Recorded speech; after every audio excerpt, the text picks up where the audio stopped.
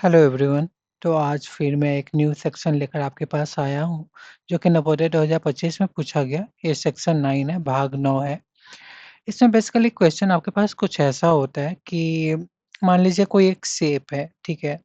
और मान लीजिए आपके घर में कोई ग्लास का या कुछ चीज़ का एक बोतल है या कोई आर्ट पीस है, ठीक है? कोई कप है, तो मान लीजिए कोई कप अगर ऐसे होगा, ये गिर कर टूट गया, ठीक है? आप उसको मान लीजिए वो कुछ-कुछ पीस में हो गया, कुछ ऐसा हो गया, फिर कुछ ऐसा हो गया, मतलब कुछ पीस कटे-फूटे आपके पास हो गए। तो अगर वो कप आप फिर से जॉइन करने का सोचिएगा, तो एकदम कप जैसा था वैसा नहीं बन पाएगा।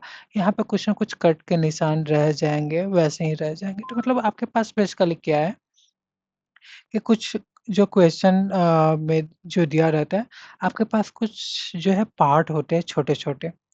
ठीक है, आप यूँ समझ लो कि कोई एक बड़ा पार्ट था, वो गिरकर फूट गया और ये छोटे-छोटे पार्ट हो गए। तो आपको बोला जाता है कि इन सब चीज़ों को जॉइंट करके क्या क करो, आप वो पार्ट कंप्लीट बनाओ, ठीक है। लेकिन ज़ाहिर-सी बात है अगर वो कट जाता है तो वो पूरा कंप्लीट जैसा पहले था वैसा नहीं बन सकता। तो आपको जो क्या है वैसे ही छोटे-मोटे कट के निशान उन चीज़ों में पड़े हुए रहेंगे, ठीक है। तो चलिए इन चीज़ों को हम देख कर के आगे बढ़ते हैं इसकी इस क्वेश्चन में हमें क्या करना है। हुँ। तो चलिए देखिए, आपके पास तो पहले देखिए इसमें क्या-क्या पीसेज़ हैं। पहले तो एक ट्रायंगल है, ठीक है? आप देखिए आपको इससे समझ में आ रहा है कि शेप कुछ ऐसा ही बनेगा। लेकिन मैंने जैसा बोला कि अगर वो कुछ चीज़ें टूट जाती हैं तो शेप आप बिल्कुल पुराने जैसा नहीं बना सकते हो, ठीक है? तो उसमें कहीं न कहीं कट के निशान होने चाहिए। तो ऑप्शन ए तो आप गलत काट दो, ठीक है?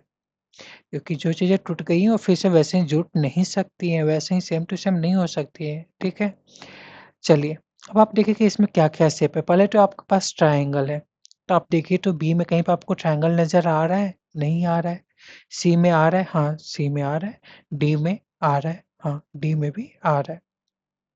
ठीक है, तो बी तो आप गलत काट दीजिए, क्योंकि आपको क्या बनाना है यही सब शेप्स हैं, तो ए शेप कहीं न कहीं तो होना चाहिए ना जब जुटेगा तो, बी में तो है नहीं, सी और डी में है। हालाँकि साइज़ में डिफ़रेंस है लेकिन चलिए देखते हैं आगे हमारे पास कुछ और ऑप्शन है, जिससे कि हम इन दोनों में फ़र्क बतला सकते हैं। तो चलिए देखते हैं। अब देखिए, जो आपके पास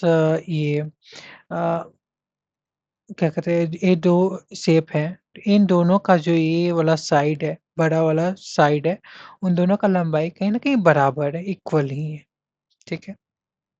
जो चलिए इन दोनों में ही है और शेप वैसे ही है, 4 साइडेड है, 4 साइडेड इधर भी है, तो कुछ ख़ास डिफ़रेंस तो ऐसे नहीं आ रहा है, लेकिन हाँ, आप देख सकते हैं कि चीज़ें इतनी लंबी भी नहीं है और ये ट्रायंगल इतना छोटा भी नहीं है, तो ऑप्शन सी को आप गलत कर सकते हैं।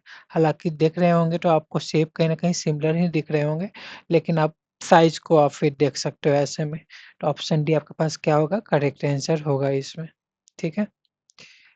चलिए अब क्वेश्चन 34 मतलब सेकंड क्वेश्चन इस सीरीज़ का देखते हैं। तो ठीक है, पहले बोला गया जैसा कि आपके पास क्या है, क्या-क्या शेप है आप वो देख लीजिए। तो यहाँ पे क्या है आपके पास एक ट्रायंगल है। हुँ, हुँ।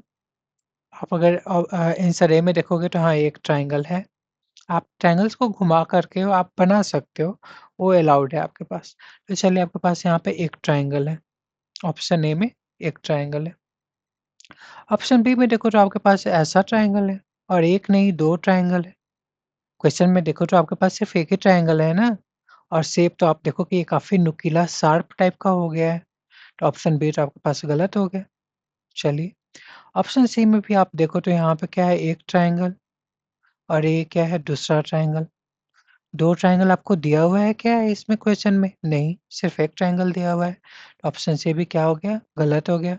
ऑप्शन डी में देखो तो पहले तो ट्रायंगल ऐसे शेप में नहीं है और यहाँ पे 1 नहीं 2 और 1 3 ट्रायंगल बन गए। तो ये भी ऑप्शन आपके पास क्या हो गया? गलत हो गया। करेक्ट आंसर क्या है? ए है।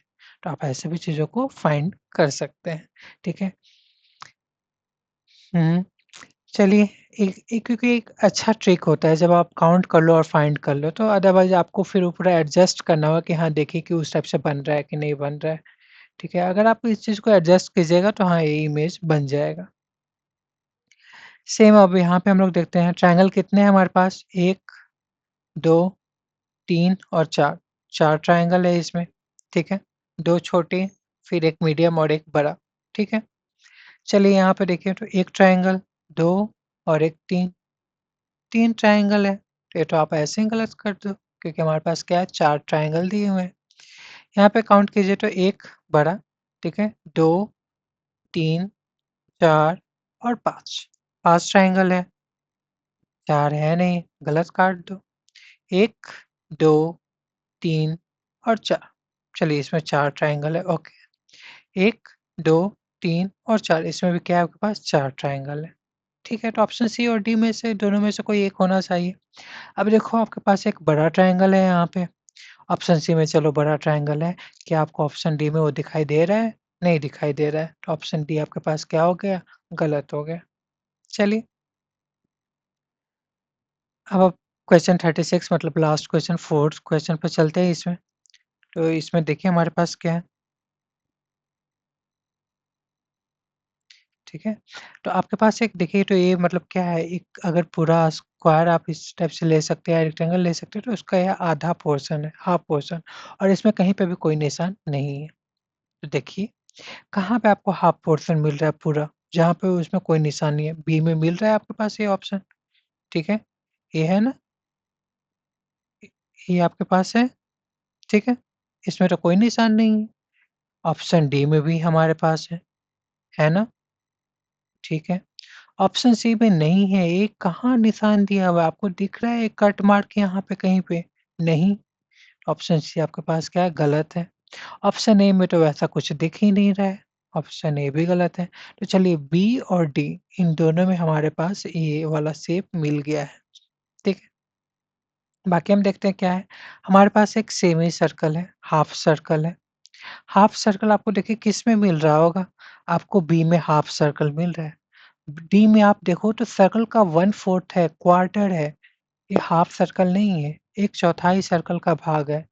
यहाँ पे क्या कर रहा है सर्कल का हाफ भाग है, और यहाँ पे आपको सेमी सर्कल ही, आधा सर्कल ही आपको क्वेश्चन में दिया गया है।